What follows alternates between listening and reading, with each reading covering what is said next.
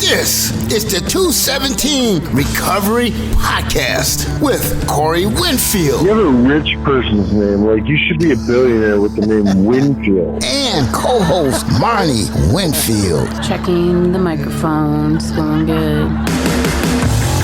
It is the 7th of June, 2022. My name is Corey Winfield.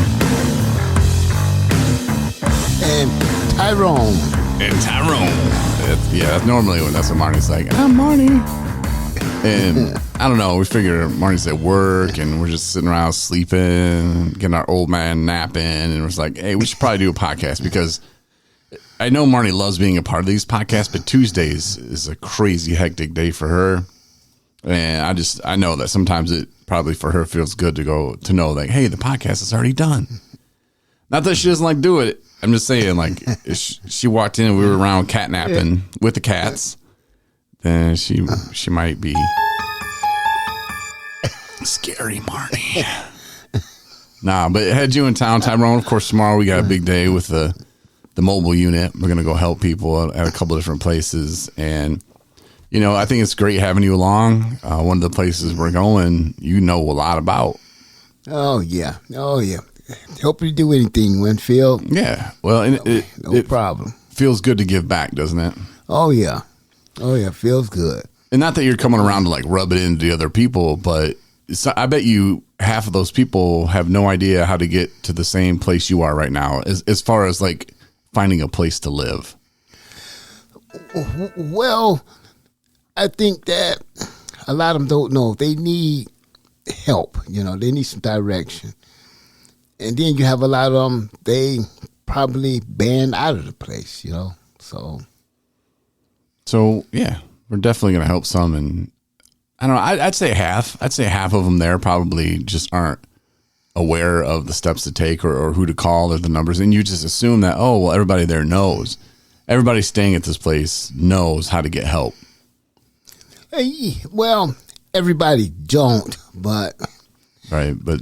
As far as like the public thinks, oh, well, they must like to live there. They must like to, you know, what do they call them? Shelterless. Yeah. Sometimes I think is the word they use. And they say that, but they're like, oh, it's because they want to be that way. And you know what? It's weird, but some of them do.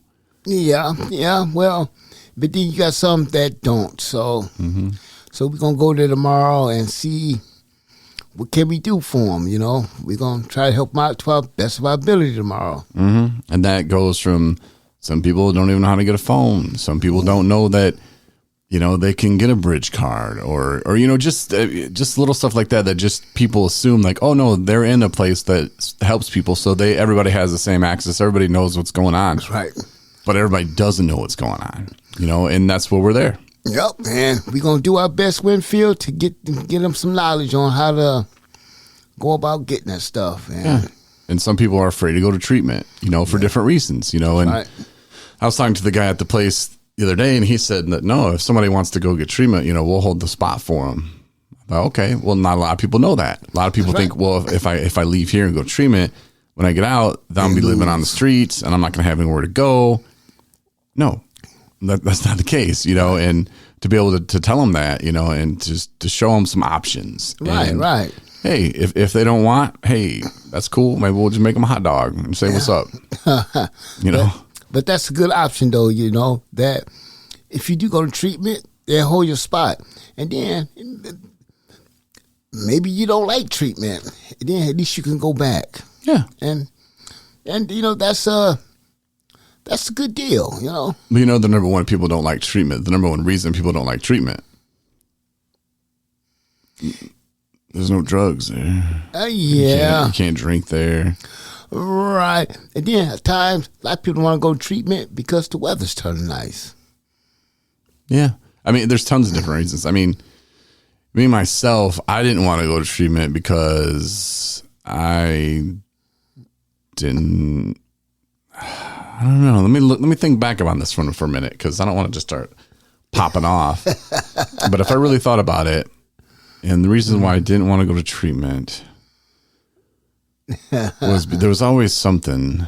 Well, because I started a new job or you know, I can't miss work, which no, usually because by that time I'd already, like when I started drinking, there was no coming back. So work was like, work was the first thing blown off. So I can't really say that. I guess just because I didn't want to, I don't know. I don't know why I wouldn't have wanted to go to treatment. I guess There's a lot of reasons. I guess when I was in treatment, though, I wanted to get out because of an idea I got in my head about starting a job or right. looking for that. No, I just need to get out and get me a job. That was my thing for a while. I just need to get out and need to make some money. Once I get a job, then I'll be good. Right. I think over 50% of people job. Now you got you got a couple meals in you, and now you're ready to get the job. And most times, Winfield, when I went out and got the job, I lost the job.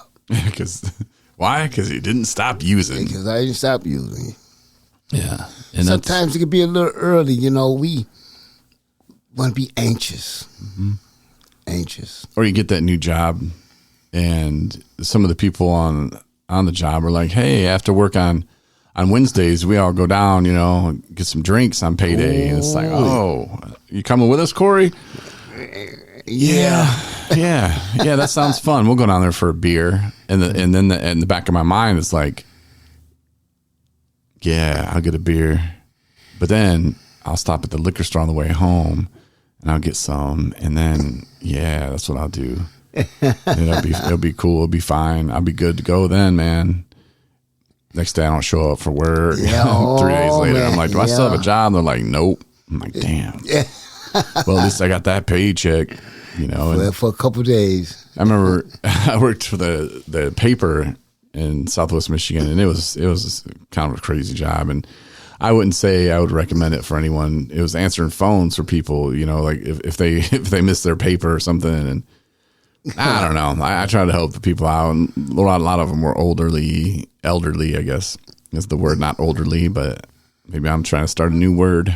It was elderly people, but no, they were elderly people. So I tried to talk to them like I would want someone to talk to my grandma if she was still alive, and so I was nice to most of them. But I mean, it was like $9 an hour. It was something. It wasn't very much, and for me to drive there at that time when gas was really high at $2 a gallon or whatever, it was like what? But I don't know. I remember when I went in for the interview, I was straight up and I told them, I was like, look, I'm in. I don't think I was using the term recovery then. I think I was still saying that I was an alcoholic and, that I was still struggling, and I can't remember why I wasn't going to meetings yet. But I still wasn't going to meetings at that time. Or was I? No, I was. Because that was when I lived in Buchanan.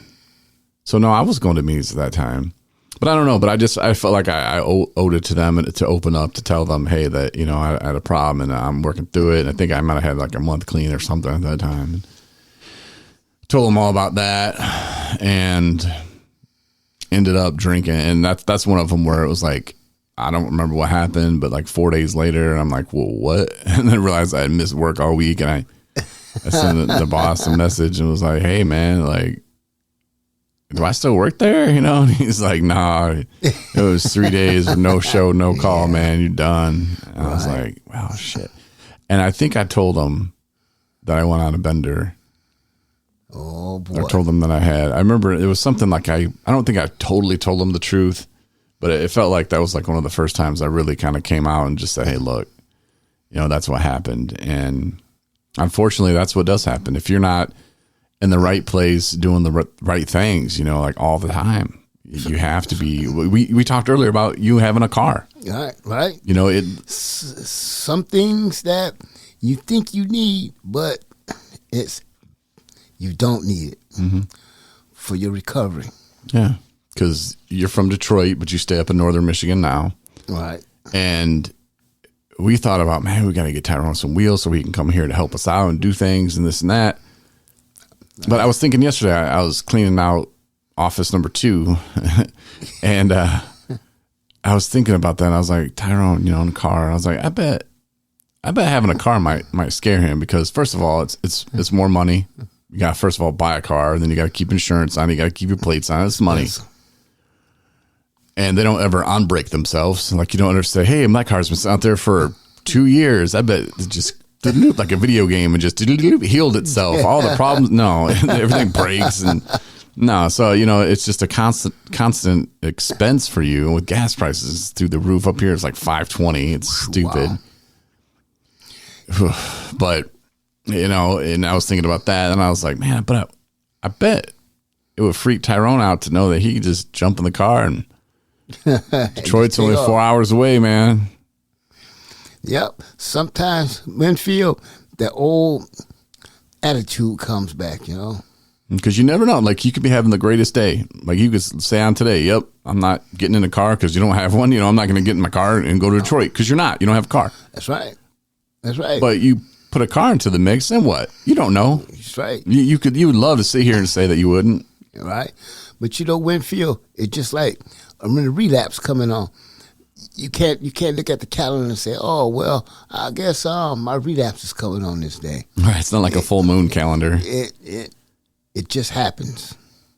It just happens. That's why you got to be aware of what you're doing and aware of who you. Sometimes you got to be aware of the people you hang around with. And just with those decisions.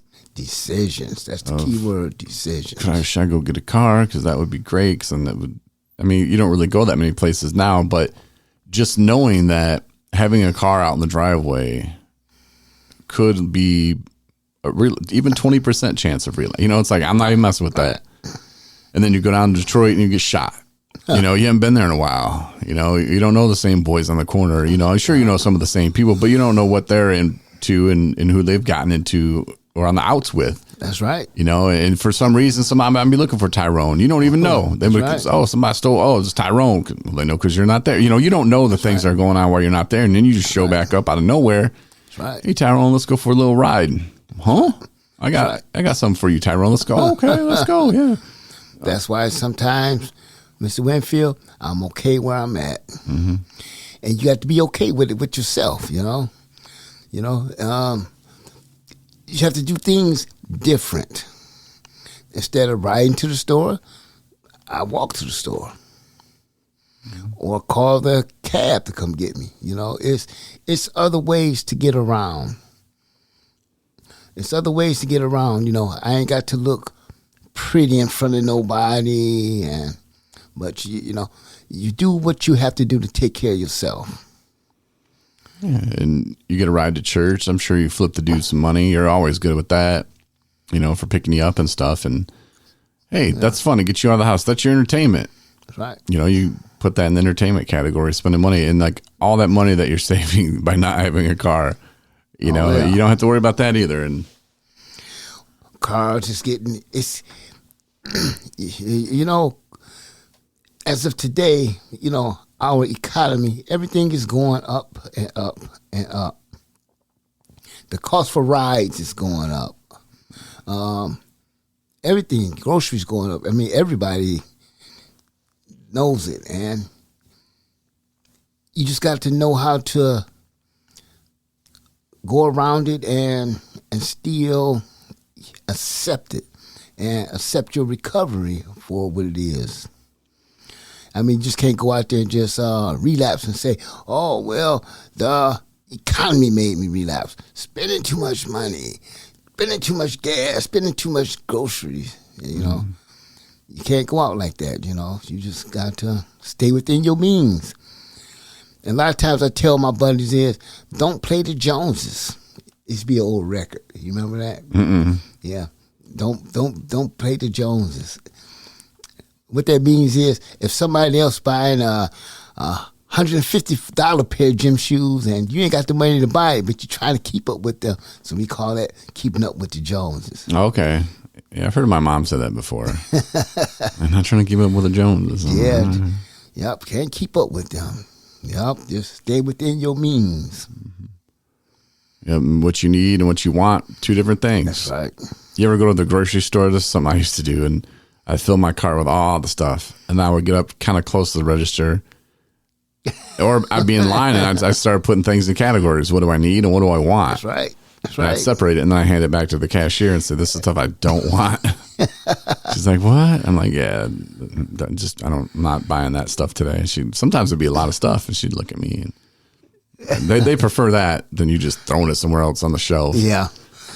You have to throw it in the aisle there where you have to pick it up and take it back to. Yeah, put the marshmallows over here by the shoes or something. Like, wait, what are you doing, man? Not that I've done that, but I'm just saying, like, yeah, hand it back to him. But yeah, those are like situations in life where you look at what do I want, what do I need, and you can apply that to a car. It could be a new cell phone, it could be a TV, and sometimes you deserve to have new things. Oh, there's nothing wrong with it. There's nothing wrong with it. You got yourself a nice chair, nice lazy boy, right? Oh, yeah. Oh, yeah. Oh, yeah. I mean, you take care of yourself, but also, too, though, like I tell a lot of people, in recovery, it's also good to save. Put you up a little bit of money. As my dad used to say, pay yourself. Mm-hmm. Yeah, and if you're shopping on Amazon, you can always go to Amazon. I think it's Amazon.smile or Amazon.com/smile. It's Amazon Smile. There's a link on our website, 217recovery.com. Go to the main screen and that first thing will be flashing. You can click left or right or whatever, but that'll take you there. Or if you know what I'm talking about, Amazon Smile, they donate for every $2 you spend, they donate a penny.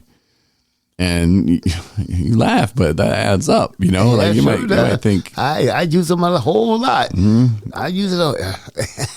I say I use Amazon out of 7 days a week. I probably use them at least 4. Mm. And I use it all the time. Wifey uses it all the time. I know my cousin Christy uses it all the time. I think my mom and I try to set them all up with it. Like, hey, if you're shopping on Amazon, go to Amazon.smile or whatever, and put 217 in recovery in, and pull us right up. We're a charity. We're a nonprofit. And you can give to us that way. If you ever just have an urge, like for your birthday, if you're on Facebook, start a donation. You can do a charity thing for us, and just say, hey, look, we listen to these people's podcasts and it's free stuff. It helps us out. Their app is free and we appreciate what they do. Please give, and set it at like $10 million and see what you get. Okay. Probably won't get that, but Who knows? Don't shortchange yourself by like $200. You know what? The $200 is fine too. I appreciate that when those roll in. It's really special to see people that do that. And, I don't always see everyone, but thank you for when you do that. But you can just start a donation just on Tuesday. Hey, I want to help these people out. Let's go. And, feel free if you want to do that on Facebook. Hey, go ahead. We really appreciate it. But you can also give to us as well online, 217recovery.com/support, I believe it is. But yeah, we can definitely use it. And you talked about the gas prices, like, and the inflation, and we haven't raised our rates at all for helping people get to and from treatment. Wow, you must be the only person in America who stand the same price. I know, and it's not like our prices were high; they were set at the state levels, which is not that's because it's not about making $1 million off getting people treatment. Even though some people are like, "Wow, that's pretty expensive," not really. If you want to look at what it costs to pay somebody, to drive somebody, and then the gas mileage. I mean, the tires cost money, oil costs money. That's right. And thanks to Break Alignment Plus at Traverse City, they really hook us up, and they do some of our work, and they donate some of it, and the oil changes that they've kicked in really help us a lot. So if you're in Traverse City area, you're looking for an oil change, Break Alignment Plus. And if you're looking for work, go give them some, because they really help the recovery community and they care. I've talked to Mike, the manager, about it, and it's something that's personal to him. And I'm not going to talk about his stories too much. It's nothing too personal, but he knows people and he's seen people go down. He was in the military and he's seen some bad things happen to people when they got out. And, so he really appreciates what we do, taking people to treatment. So for him, it's one of those things. And, it's a good place in Traverse City that supports us. And wow, that's good to know. Mm-hmm. That's good to know. Yeah. And it's good for people like you just mentioned, because you have big groups like McDonald's, Burger King, and it's hard getting in contact with them to help out with things like that. But when you go in there and buy things, they want you to round up. Yeah. Yeah, we tried that with Meyer, like how to get involved with that. And I don't know, because I wrote this long letter to him the last time I had to send a letter to Meyer about the store in Alpena not being very kind. And it's not because they didn't give to us. It's just the dude's attitude, man. He treated me like I was just some scam artist, you know, who had filled out a piece of paper because he's like, well, you're in Traverse City. And I was like, yeah, but we take people here. And did you read the thing I put on there? It was to help the treatment center in Alpena. Yeah. Like all the stuff I wanted was for that treatment center. And I was like, so what are you talking? Did you not read the thing I wrote on there? You know? And he was treating me like I was a scam artist and he had never heard of me and this and that. And I'm like, okay, cool. I'm glad. Well, my name's Corey and 217 Recovery. This is what we do. Check out our website, you know? And, you know, I don't know. It's just really weird. So I wrote Meyer a letter about that. And I asked them too, like, hey, how can we be part of this roundup thing? Because when we did ask about it, we were told, oh, those are for the bigger organizations. Huh? Like, shouldn't that be for the smaller ones? Like, okay, I mean, I love St. Jude. I went there when I worked in radio, and it's a very sad place. And I think that they should get everything they have. And I'm not saying to take them off of it, but little guys like us really need it too, and we're local. Yeah. You know, and Meyer is a Michigan company, you know. I mean, yeah, they have some stores, I think, in Ohio or something too. Maybe Illinois, Indiana, I'm not sure, but I know Indiana, but like their base is in Grand Rapids. Like, give back to the Michigan companies who are trying to help people. You know, we've taken many minor employees, you know, to treatment. So like, come on now, see? You know, there like kick it back a little, like just give us roundup day. Like how hard is that? You know, and instead just to say, well, that's saved for the bigger companies. Like, okay, cool. I think the bigger companies are doing just fine, you know, like, shouldn't you be using this to help local people? But they never wrote me back on that one. But again, I don't know if they even got my email. Maybe I should look and send it to somebody else again. But I don't know. It would be nice to get some of those big companies on board too. But, you know, again, they're all seeming to, you know, we've been told like, oh, we use that to help kids. And I've heard that for so many things. And it's like, wait, what? What was the latest one that said that they only help things that help kids? Because I'm like, this helps kids because it helps their parents. You know, like it helps their parents stay home, keeps them out of foster care and go into the system. Because you know, if mommy and daddy are using, the kid's gonna be taken away. So yeah, this in fact does help the kids. Maybe it was the Meyer guy that told me that. But you know, I know he did say that they help kids at Christmas with gifts. I'm like, yeah, that's wonderful. You want to give them to them at home or over at the foster house? You know, like think about it, man. You know, look, where are you really putting your dollars? Yep, that's. Oh, my alarm's going off. It's time to do something wonderful. No, but yeah, that's a good thing the alarm went off because I was probably going down a road that I didn't really need to go down. But I'm glad you're here today, man. And tomorrow, like I said, it's going to be a good day. It's going to be a good feel good day. Oh yeah, we're going to give some information to some people. You can see some familiar faces. And give them a helping hand. You know, like I said, be there for what we can do, you know, and that's all you can do. Just put a smile on people's faces and show them we care, man.